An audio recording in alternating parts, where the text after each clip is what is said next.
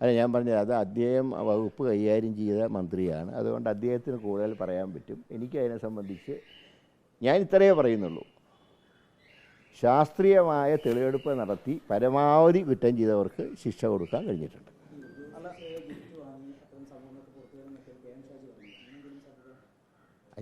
നമ്മൾ പറയുമ്പോൾ നമുക്ക് കിട്ടിയ തെളിവിൻ്റെ അടിസ്ഥാനത്തിലേ പറയാൻ കഴിയൂ. ഏതായാലും കുറ്റം ചെയ്ത കുറേ ആളുകൾ ശിക്ഷിക്കപ്പെട്ടു. എനിക്ക് പറഞ്ഞാൽ മാസ്റ്റർ ബ്രെയിൻ്റെ ആൾക്കാർ ഇപ്പോഴും സമൂഹത്തിൽ മാന്യന്മാരായി നടക്കുന്നു. മൃദു അറ്റാക്കിംഗ് മൂഡ് എന്ന് പറഞ്ഞാൽ പഴയ കാലത്തെ കേസുകളിലൊക്കെ എങ്ങനെയാണ്, കൊലപാതകം നടത്തി കഴിഞ്ഞാൽ CPM-കാർ തന്നെ പ്രതികളെ ഹാജരാക്കി കൊടുക്കും, അവരെ കോടതി വെറുതെ വിടും. ഇപ്പോൾ ആ സിസ്റ്റം പോയി. ശക്തമായിട്ട് നിലപാട് UDF സർക്കാരിൻ്റെ കാലത്ത് സ്വീകരിച്ചു.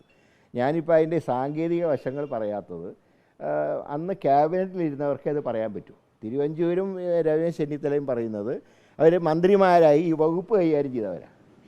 ഞാൻ പുറമേ നിൽക്കുന്ന ഒരാളാണ്. പക്ഷേ എങ്കിലും നല്ല രീതിയിൽ ഉദ്യോഗസ്ഥന്മാർ പരിശ്രമിച്ചു. അവരെയൊക്കെ പിന്നീട് വന്ന പിണറായി സർക്കാർ പരമാവധി ദ്രോഹിച്ചു, ശങ്കർ റെഡ്ഡി ഉൾപ്പെടെ.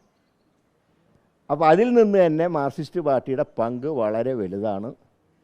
ഇന്നലെ EP ജയരാജൻ കോടതി ശിക്ഷിച്ചവരെയും നിരപരാധികളായിട്ട്, കുഞ്ഞനന്ദൻ ഉറുമ്പിനെ പോലും, അത് ഉറുമ്പിനെ അദ്ദേഹം കൊന്നു കാണില്ല, പക്ഷേ ഈ കൊലപാതകത്തിൽ അദ്ദേഹത്തിന് പങ്കുണ്ട്.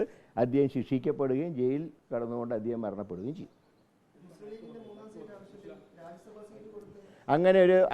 അങ്ങനെ ചർച്ചയിലേക്കേ പോയില്ല. രാജ്യസഭ ഇപ്പോൾ ചർച്ച ചെയ്യപ്പെടുന്നില്ല. ലോക്സഭാ സീറ്റുകൾ മാത്രമാണ് ചർച്ച ചെയ്യുന്നത്. അതിൻ്റെ ചർച്ച നടക്കുന്നുണ്ട്. 1-2 ദിവസത്തിനകം അക്കാര്യത്തിൽ തീരുമാനമുണ്ടാകും. അത് സമരാഗ്നി യാത്ര നടന്നുകൊണ്ടിരിക്കുകയല്ലേ.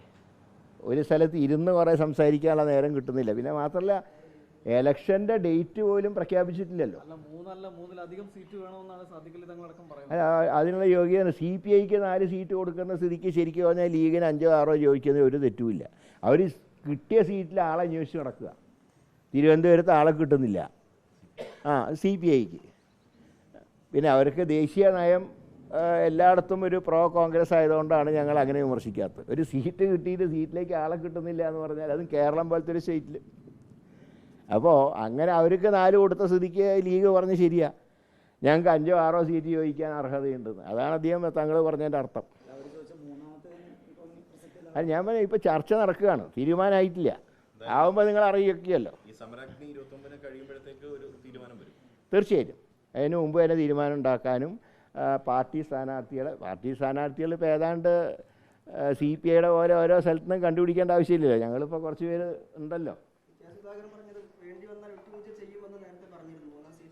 അല്ല, എല്ലാ കാര്യങ്ങളിലും എല്ലാ ഭാഗത്തും വിട്ടുവീഴ്ചയുണ്ടാകും. ഞങ്ങളുടെ സിസ്റ്റം അങ്ങനെയാണ്.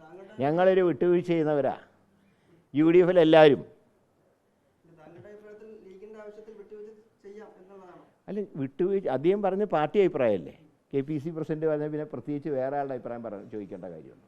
അദ്ദേഹം പറഞ്ഞ് ഞങ്ങളും വിട്ടുവീഴ്ച ചെയ്യാൻ തയ്യാറാണ്. അത് ഞങ്ങളുടെ ലൈനാണത്.